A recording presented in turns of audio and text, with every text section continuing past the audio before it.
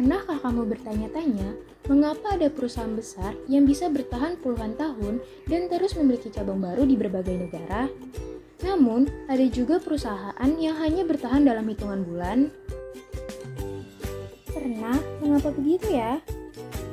Hal ini ada hubungannya dengan kemampuan perusahaan tersebut beradaptasi dengan perubahan yang terus terjadi di dunia. Selama 10 tahun terakhir, kekuatan ekonomi, sosial, dan teknologi meningkat secara signifikan dan mengubah lingkungan kerja secara dramatis. Perusahaan atau organisasi dituntut untuk dapat beradaptasi dengan lingkungan melalui pembelajaran yang cepat dan efektif. Jika tidak dapat beradaptasi dan belajar, perusahaan akan mati.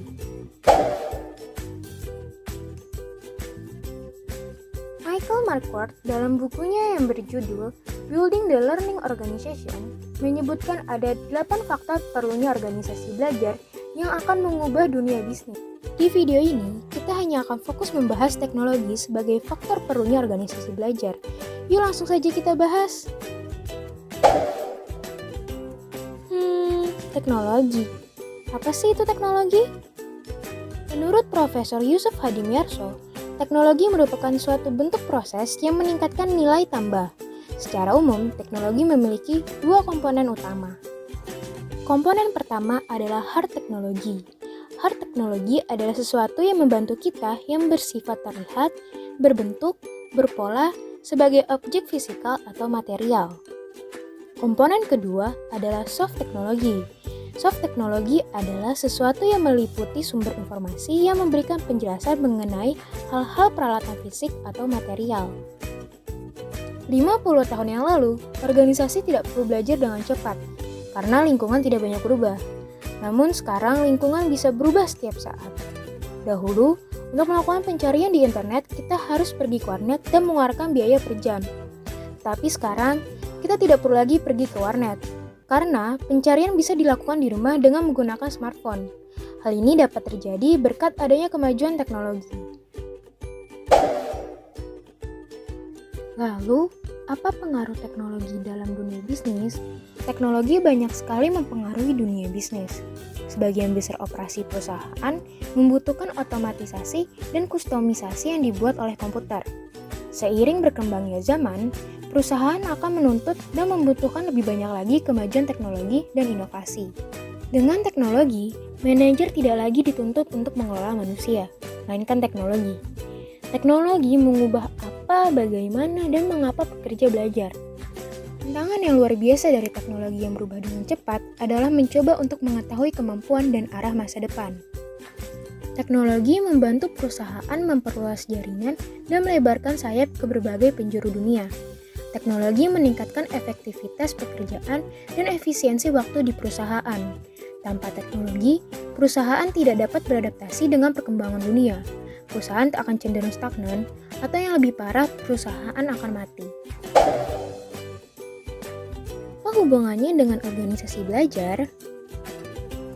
Karena banyaknya pengaruh teknologi dalam dunia bisnis, perusahaan dapat melihat bahwa teknologi itu diperlukan. Sebuah sistem akan terus berkembang, begitu pula dengan alat.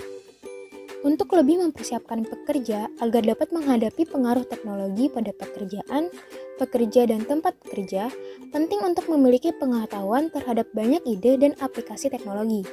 Maka dari itu, dibutuhkanlah belajar dan pembelajaran dalam organisasi. Pengetahuan ini dapat membantu kita mengarahkan teknologi tersebut untuk meningkatkan kecepatan belajar dan mengelola pengetahuan di tempat kerja. Contoh realnya seperti apa ya? Banyak sekali contoh penerapan teknologi yang mempengaruhi dunia bisnis dan organisasi belajar di sekitar kita.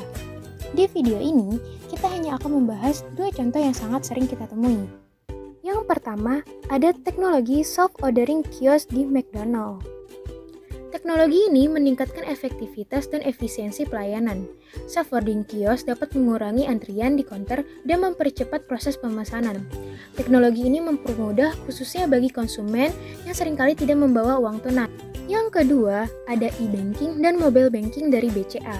Dengan e-banking dan mobile banking, nasabah BCA dapat menikmati layanan melalui gadget. Tentu saja, teknologi ini meningkatkan efektivitas dan efisiensi transaksi. Transaksi dapat dilakukan di mana saja dan kapan saja tanpa harus pergi ke ATM atau cabang bank BCA.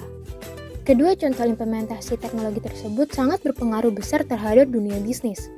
Keduanya juga mengikuti perkembangan zaman dan meningkatkan efektivitas dan efisiensi perusahaan. Teknologi tidak terlepas dari campur tangan manusia.